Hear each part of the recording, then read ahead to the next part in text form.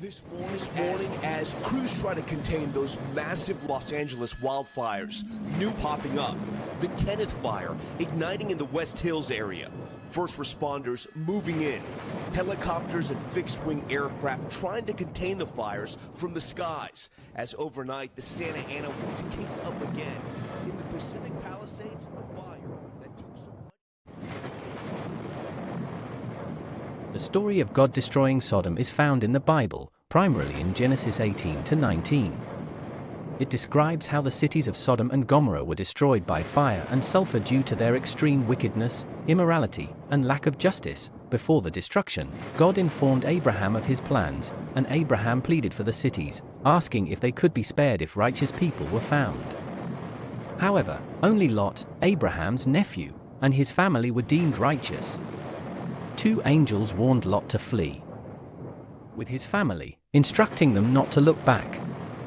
As they escaped, fire and sulfur rained down, consuming the cities.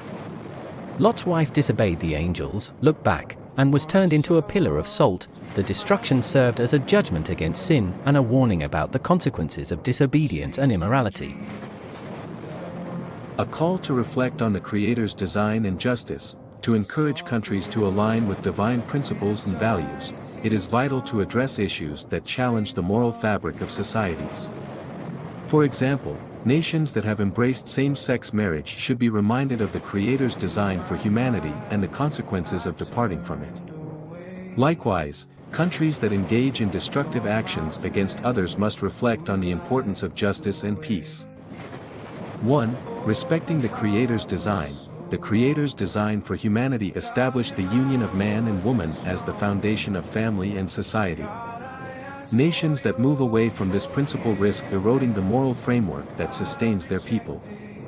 Upholding this design is not about limiting freedoms but about preserving the natural order that benefits all.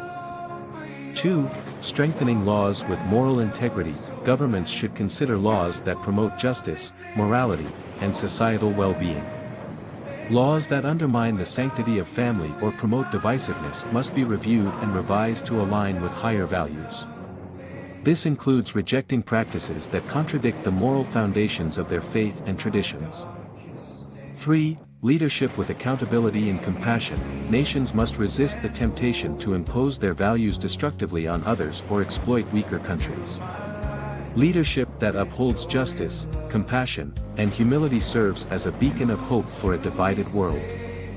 It is through such leadership that societies can heal and thrive. 4. Encouraging unity through dialogue. Instead of fostering division, nations should engage in meaningful dialogue to bridge gaps in understanding.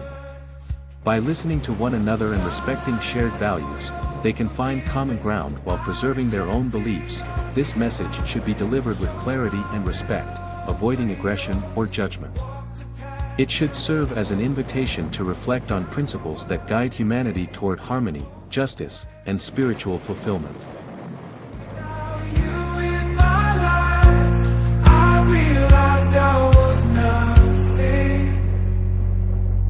I've tasted the bitter sorrow of a life devoid of you, chasing shadows.